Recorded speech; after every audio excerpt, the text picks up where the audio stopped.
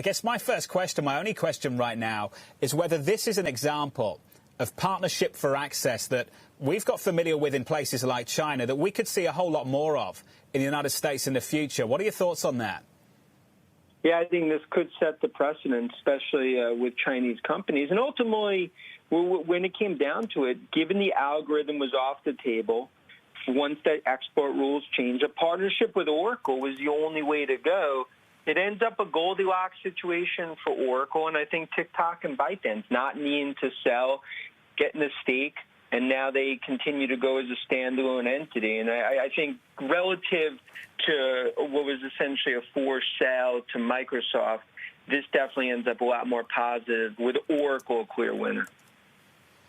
So, Dan, for me and for many others, they're trying to work out whether this actually helps the bottom line of Oracle. Kelly Lyons talked about it briefly. Will it?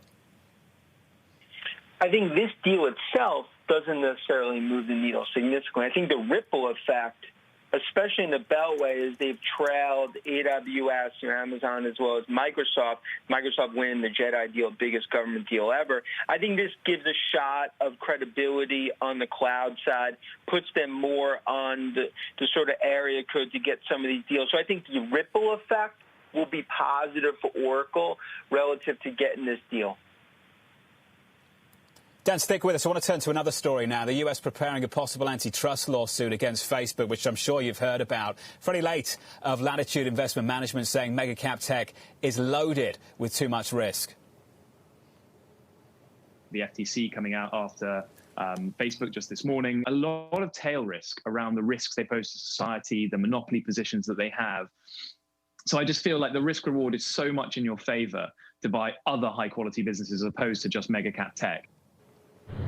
On this story right now, Sarah Ponczak. Hey, Sarah. Hey, John, that's right. Facebook is once again in the crosshairs of regulators, and that comes as no surprise. Well, according to people familiar with the matter in Bloomberg reports, there has been no final decision made. Also, this investigation has been going on for over a year now, but reportedly, a case could be filed by the end of the year. Now, less than 10 minutes into the trading day, we did see Facebook shares open down 2% since those losses have been trimmed to less than 1%. However, if these declines do hold, it'll be the 7th decline in 9 for Facebook. At the same time, you have to remember, though, that shares are still up 30% this year, even with all this noise going on in the background. Now, the focus of this investigation has really been if Facebook's expansion has harmed competition, particularly with acquisitions of the likes of Instagram, WhatsApp, and also with just Facebook. We continue to see the number of users just move higher. If you look at Facebook monthly active users as a percent of the entire world population, that share is now above 32%. So just about a third of the entire global population, which is quite staggering and pretty significant to keep in mind. Now, at the same time, Facebook is also one of the largest recipients of global internet advertising revenue. Now, admittedly, Google's share is a larger percent of the pie, as you can see here, at more than 36%. But Facebook is a recipient of about a quarter, or 24%, of global internet ad revenue. But more than anything, these latest reports really just remind all of us, remind investors, that these antitrust investigations are still underway, and it is just another lingering risk for these mega-cap tech companies, I should say, many with high valuations, John. Sarah, thank you. Dan Ives still with us. Dan, this is what you've said recently on Facebook, and I want to bring it to our audience. The Facebook antitrust issues are now getting elevated heading into the fall. While a contained risk today, it's a lingering black cloud over the tech sector. Dan, many people have struggled with this, myself included. What are the regulatory antitrust headwinds you need to pay attention to and the ones you need to ignore? Look, I think right now, in terms of antitrust, the Beltway versus big tech battle royale, I mean, that's going to continue going into the fall. And you're going to see more of these suits, and I think more pressure, especially as the big tech, as the strong have gotten stronger over the last 6 months.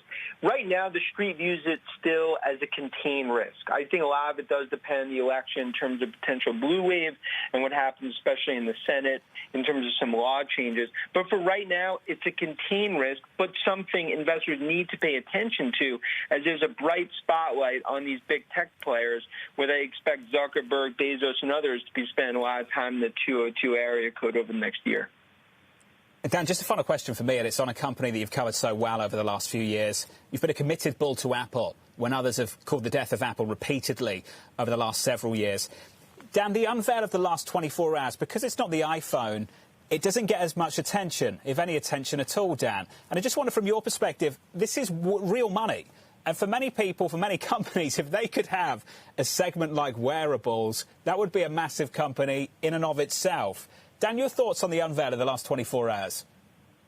I think it just speaks to really a broader upgrade cycle, not just for iPhone going into a super cycle, but what you're seeing on iPads, on wearables, on Watch.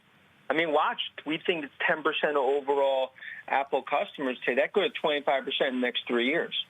You look at wearables and AirPods, that's a $30 billion business. So this continues to be, if you look at the Apple story, I continue to view it as a green light to own this name into a super cycle, which is really a once-in-a-decade upgrade cycle across the whole platform, with services a big part of the re-rating. It continues to be the gold standard that Cook set in Cupertino.